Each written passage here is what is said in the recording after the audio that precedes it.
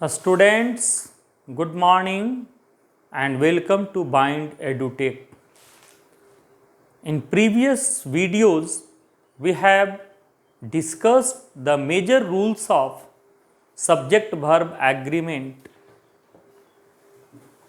and in this lecture, we will discuss the next rules. हम लोगों ने पहले वीडियो में इसके प्रीवियस वीडियोज में इसके मेजर रूल्स को डिस्कस कर चुके हैं, जिसमें सबसे जो है as well as, not only but also और आइदर और नाइदर नॉर से जब जुड़ेंगे तो किस अनुसार से वर्ब एग्री करता है। जिसमें सबसे इम्पॉर्टेंट आप लोगों को ध्यान में रखना है एज वेल एज, जिसमें हमेशा S1 के अनुसार वर्ब एग्री करता है। नॉट ओनली बट ऑल्सो में S2 के अनुसार, और आइदर और नाइदर नॉर इससे जुड़ेगा तो वर्ब हमेशा जो है वो S2 के अनुसार एग्री करता है। और जो सब्जेक्ट वर्ब एग्रीमेंट का बेसिक रूल है SSPP, singular subject requires singular verb, plural subject requires plural verb. लेकिन जहाँ पर सेंटेंस में विश, सपोजिशन और इम्प्रोबेबल कंडीशन, वैसी इच्छा या अभिलाषा जिसकी तत्काल पूर्ति संभव नहीं हो, तो उस कंडीशन में हम लोग वहाँ पर केवल और केवल were irrespective of number, person and tense were का प्रयोग हम लोग कर रहे थे। अब हम लोग नेक्स्ट रूल में चले। अब यहाँ पर देखिए कलेक्टिव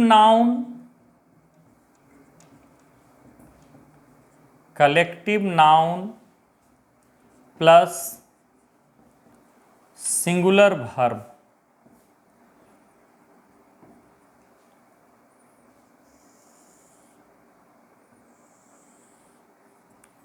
नाउन ऑफ मल्टीट्यूड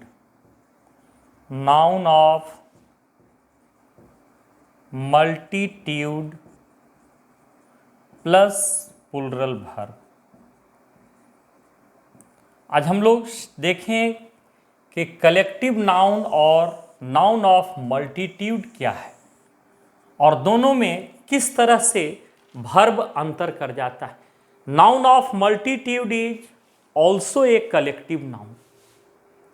किस कंडीशन में वो कलेक्टिव होगा और कब वह नाउन ऑफ मल्टीट्यूड हो जाएगा। तो यहाँ पर सबसे बड़ा प्रश्न उठता है कि what is noun of multitude, what is noun of multitude. कब collective noun noun of multitude बन जाता है। कलेक्टिव नाउन, जिस कलेक्टिव नाउन में when a collective noun is so used that the individuals denoted by it are thought of separately, not as a whole है तो that is collective noun। लेकिन अगर उसमें सेपरेशन या डिवीजन का sense आ गया तो वह कलेक्टिव नाउन न रहकर नाउन ऑफ मल्टीट्यूड हो जाता है। एक ही शब्द के साथ सिंगुलर तो एक ही शब्द के साथ प्लूरल का प्रयोग। तो कलेक्टिव नाउन और नाउन ऑफ मल्टीट्यूड में क्या जो है वो अंतर है। तो सबसे पहले यहाँ देखें कि when a collective noun is so used that the individuals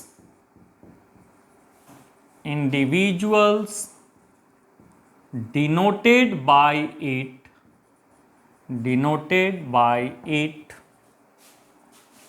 are thought of separately,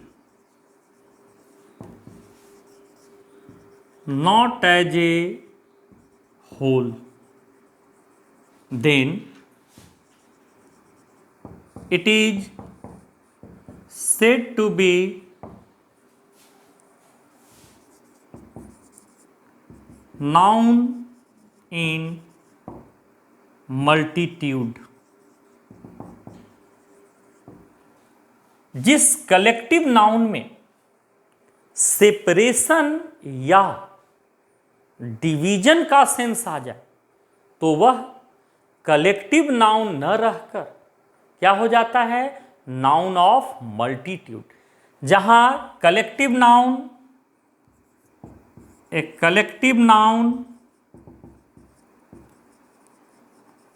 always takes singular verb and singular pronoun. Collective noun में सिंगुलर वर्ब और सिंगुलर प्रोनाउन का प्रयोग होता है, while noun of multitude always takes plural verb and plural pronoun। जहाँ collective noun में हर जगह सिंगुलर, वहीं नाउन ऑफ मल्टीट्यूड में हर जगह प्लूरल हो जाएगा। तो अब यहाँ पर देखिए फिर से कि जिस कलेक्टिव नाउन में, तो यहाँ पर नाउन ऑफ मल्टीट्यूड आप लोग को फोकस करना है कि जिस कलेक्टिव नाउन में सेपरेशन हो जाए या डिवीजन का सेंस। जैसे for example jury, group of जजेज, jury group of जजेज, that is example of collective noun. अगर आप 5 बच्चों का एक हम ज्यूरी बना देते हैं, अगर पांचों ने कहा कि मुझे कलेक्टिव नाउन और नाउन ऑफ मल्टीट्यूड में डिफरेंस समझ में आ गया, पांचों अगर एक हैं तो क्या हो गया, वो कलेक्टिव नाउन। लेकिन अब 5 में से एक कह रहा है मुझे समझ में आया, दूसरा कह रहा है कि 50-50 आधा समझ में आया, तीसरा बोल रहा है कि हमको बाउंस कर गया। तो यहां पर जहां पर भी कलेक्टिव नाउन में सेपरेशन आ जाएगा या डिवीजन का सेंस हो जाएगा, तब वही शब्द, वही नाउन कलेक्टिव न होकर के नाउन ऑफ मल्टीट्यूड हो जाएगा। जैसे अब फॉर एग्जाम्पल, तो यहां पर हम लोग को क्या ध्यान देना है, फिर से एक बार देखिए कि कलेक्टिव नाउन के बाद singular verb, noun of multitude के बाद प्लूरल वर्ब, एक ही शब्द है। अब आपको यहां पर डिसाइड करना है कि यह कब नाउन ऑफ मल्टीट्यूड हो जाएगा। तो एकदम सिंपल सा आपको बता रहे हैं कि जिस कलेक्टिव नाउन में सेपरेशन या डिवीजन का सेंस आ जाए तो वह कलेक्टिव नाउन न रहकर क्या हो जाएगा, नाउन ऑफ मल्टीट्यूड। और जहां कलेक्टिव नाउन में singular verb, singular pronoun, noun of multitude में प्लूरल वर्ब, प्लूरल प्रोनाउन का प्रयोग करते हैं। अब यहां पर देखिए, जैसे द ज्यूरी वाज, अब यहां पर ऑप्शन आपको दे रहे हैं, वाज, वर, उनानिमस मतलब एक मत होना, सर्वसम्मत, एक मत, उनानिमस इन इट्स या their decision. The jury were divided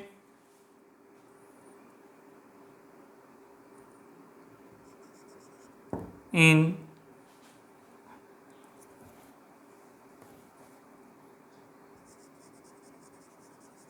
among its their decision। अब दोनों एक शब्द है। द जूरी वाज, सब्जेक्ट दोनों का एक है।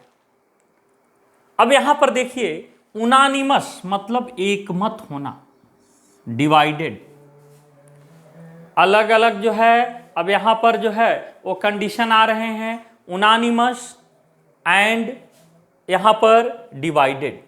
तो द जूरी वाज वर उनानिमस, अगर एक मत है तो एक कलेक्टिव नाउन होगा और यहां पर क्या लिखेंगे, वाज का प्रयोग करेंगे।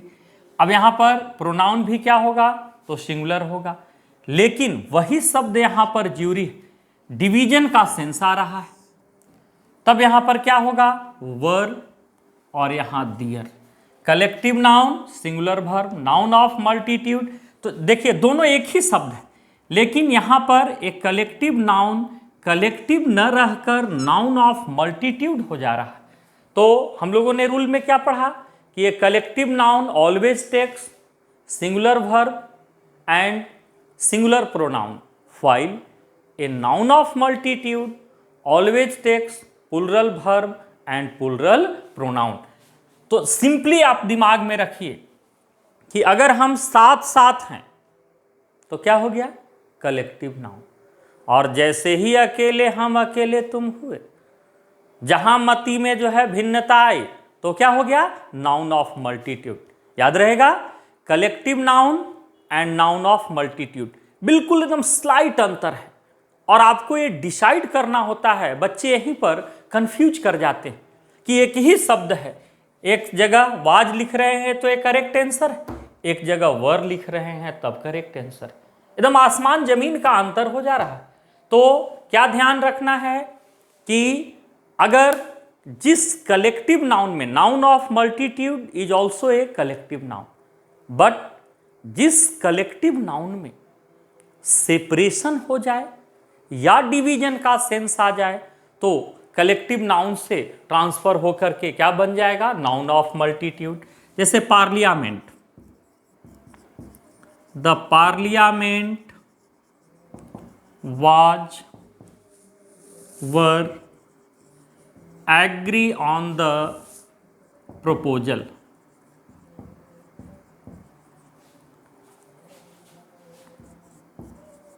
The parliament were divided on the proposal। अब यहां पर देखिए एग्री है तो एक कलेक्टिव नाउन हो रहा है, दोनों का सब्जेक्ट एक है, तब यहां कलेक्टिव नाउन है तब क्या हो जाएगा, वाज। लेकिन जैसे ही ये डिवीजन का सेंस आया तब क्या हो जाएगा, वर का हो जाएगा यहां पर, क्योंकि एक कलेक्टिव नाउन नहीं है, यहां एक कलेक्टिव नाउन है, एग्री है, उनानिमस है, एग्री। लेकिन जहां पर सेपरेशन या डिवीजन जैसा सेंस आ जाए तो कलेक्टिव नाउन न रहकर नाउन ऑफ मल्टीट्यूड हो जाता है। और कलेक्टिव नाउन के साथ जहां सिंगुलर, पूरे सिंगुलर होगा, singular verb singular pronoun, noun of multitude के साथ प्लुरल वर्ब प्लुरल प्रोनाउन। अब जैसे क्राउड है तो क्राउड जो है कलेक्टिव नाउन है, लेकिन भीड़ चिल्ला रही है तो एक आदमी के चिल्लाने से तो शोर नहीं होगा, तब वहां पर वो सेपरेशन का सेंस आ जाएगा, तब क्या हो लिखेंगे, वर। तो आपको ये डिसाइड करना है कि कौन सा कलेक्टिव नाउन है, कौन नाउन ऑफ मल्टीट्यूड है। तरीका बताए कि जहां पर जिस कलेक्टिव नाउन में सेपरेशन हो जाए, डिवीजन का सेंस आ जाए, तब वो कलेक्टिव नाउन न रहकर नाउन ऑफ मल्टीट्यूड हो जाएगा। और ध्यान क्या देना है कि जहां हम कलेक्टिव नाउन के साथ सिंगुलर वर्ब, उसके बाद सिंगुलर प्रोनाउन, जैसे ही वो नाउन ऑफ मल्टीट्यूड आया हर जगह प्लूरल का प्रयोग करेंगे। अब नेक्स्ट रूल देखें हम लोग। अगर किसी सेंटेंस का structure noun plus noun in apposition हो तो क्या करें हम लोग? Noun plus noun in apposition equal to, अब यहां पर जो वर्ब हम यूज करेंगे वो नाउन के अनुसार एग्री करेगा या नाउन इन एपोजिशन के अनुसार एग्री करेगा। अब आपके दिमाग में आ रहा होगा कि what is noun in apposition, मैं अभी समझा रहा हूं। तो यहां पर पहले इस स्ट्रक्चर को देखिए कि अगर सेंटेंस का structure noun plus noun in apposition हो तो equal to verb according to noun, according to noun, not noun in apposition.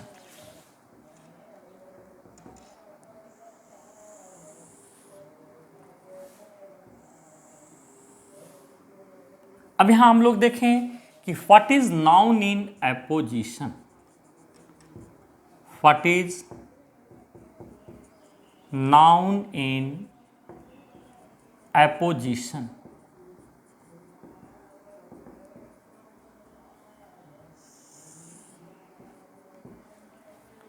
अब देखिए पहले डिफिनीशन इसका, व्हेन वन नाउन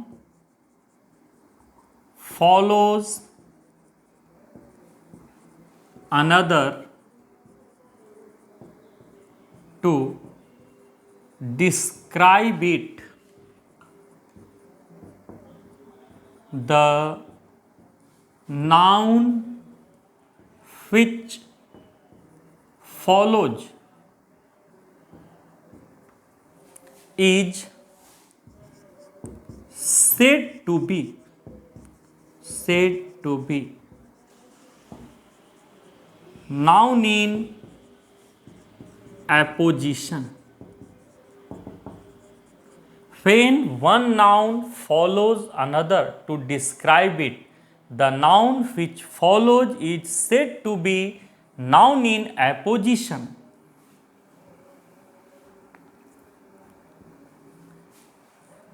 अब यहां पर जिसे देखिए, अगर हम लिख रहे हैं Ranchi, the capital of Jharkhand is not a big city.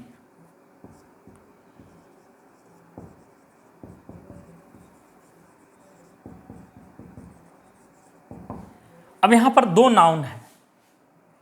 When one noun follows another to describe it, the noun which follows is said to be noun in apposition, which comes before it, which comes before it.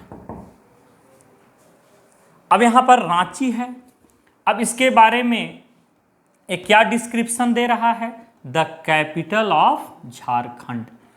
तो ये रांची क्या कहलाएगा? Noun, और the capital of Jharkhand noun in apposition.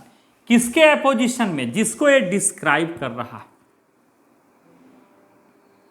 When one noun follows another to describe it, the noun which follows is said to be in apposition of the noun which comes before it, जो इसके पहले आएगा। अब जैसे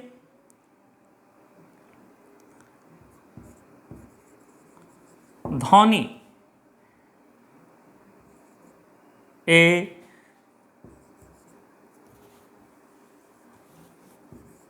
the former captain of Indian cricket team.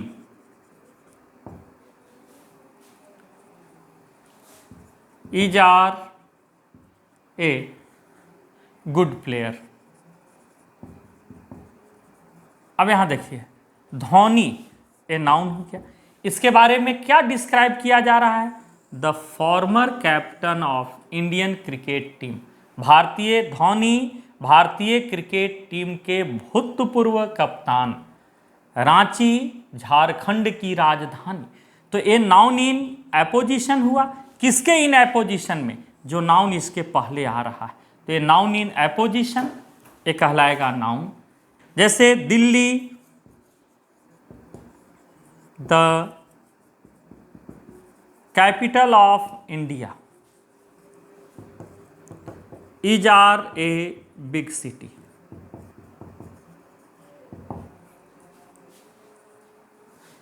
आई, अब यहां पर लिख रहे हैं द सन ऑफ मोहित। अब यहां पर देखिए, is are am a student of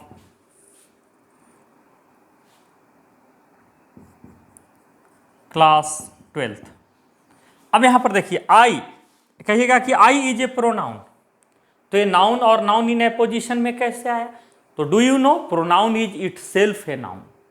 pronoun भी एक नाउन है, क्योंकि नाउन का डिफिनीशन ही है कि किसी भी चीज का जो नेमिंग है दैट इज नाउन। तो pronoun is itself a noun. तो यहां पर आई नाउन के रूप में आ रहा है। अब आई के बारे में क्या बता रहा है? The son of Mohit.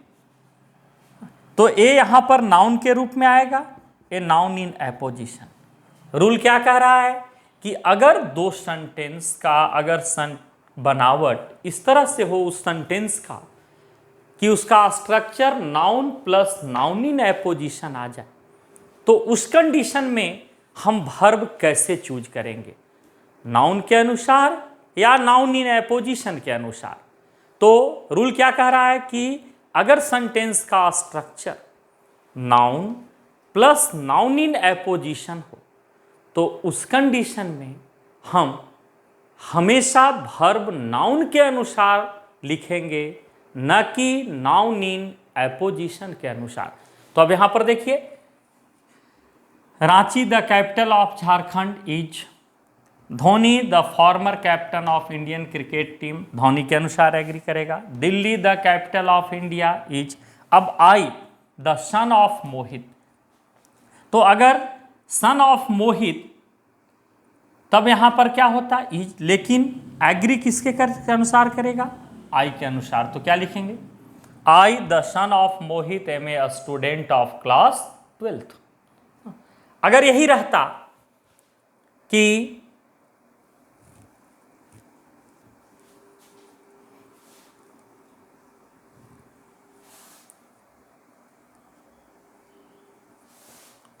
Sumit the son of Mohit has have arrived, तो यहां पर किसके अनुसार? ए नाउन है, a noun in apposition. Rohit the a student of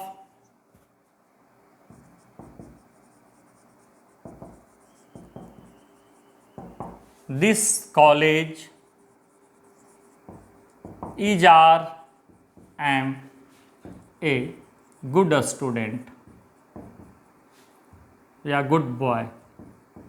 अब यहां पर देखिए, तो यहां पर सुमित द सन ऑफ मोहित, तो सुमित नाउन हुआ, ए नाउन इन एपोजिशन।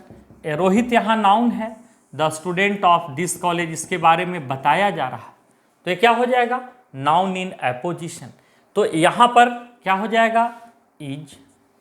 यहाँ पर भी क्या हो जाएगा? हैज। तो इसके अनुसार एग्री करेगा अगर सेंटेंस का structure noun plus noun in apposition हो, तो वर्ब हमेशा नाउन के अनुसार एग्री करेगा, न कि नाउन इन एपोजिशन के अनुसार। ठीक है, आप लोग नाउन और नाउन इन एपोजिशन में अंतर समझ गए होंगे, और उस रूल को भी कि when one noun follows another to describe it. The noun which follows is said to be in apposition of the noun which comes before it. दो नाउन अगर एक के बारे में कुछ भी समथिंग एडिशनल इंफॉर्मेशन दे रहा है, उसका डिस्क्रिप्शन दे रहा है, तो जो डिस्क्रिप्शन देगा वो नाउन इन एपोजिशन। किसके इन एपोजिशन में? जिसके बारे में वो बताएगा, उसका इन एपोजिशन कहलाएगा वो। और सेंटेंस का structure noun plus noun in apposition होगा, तो वर्ब हमेशा नाउन के अनुसार एग्री करेगा, न कि नाउन इन एपोजिशन के अनुसार। ओके, अब हम लोग नेक्स्ट रूल को देखें। अब अगर सेंटेंस का स्ट्रक्चर नथिंग बट से शुरू हो रहा है, कोई भी सेंटेंस, तो वहां पर आप कैसे डिसाइड कीजिएगा? नथिंग बट के बाद सिंगुलर, प्लूरल, काउंटेबल, अनकाउंटेबल किसी का भी प्रयोग हो सकता है। जैसे हम लोग देखे थे कि ईच और एवरी के बाद हम लोग किसी भी कंडीशन में प्लूरल और अनकाउंटेबल नाउन का प्रयोग नहीं कर सकते। लेकिन अब यहां पर देखिए, नथिंग बट से अगर कोई सेंटेंस शुरू हो रहा है, नथिंग बट प्लस सिंगुलर भी आ सकता है, इसके बाद आने वाला सब्जेक्ट सिंगुलर भी हो या प्लूरल हो, काउंटेबल हो भी आ सकता है, अनकाउंटेबल भी आ सकता है। Uncountable noun. अब इसके बाद हम लोग वर्ब कैसा यूज करेंगे? Equal to singular verb. Nothing but के बाद आने वाला सब्जेक्ट चाहे सिंगुलर हो या प्लूरल हो, काउंटेबल हो या अनकाउंटेबल हो, वर्ब हमेशा सिंगुलर होगा। Nothing but trees is are seen here. Nothing but boys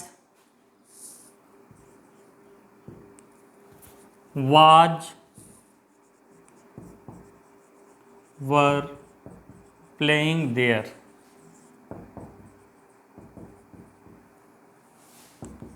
Nothing but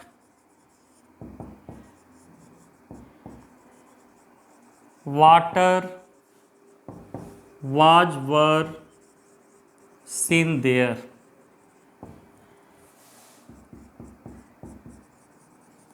Nothing but a girl is are present here. अब यहां पर देखिए, नथिंग बट ट्रीज प्लूरल है, अनकाउंटेबल है, सिंगुलर है।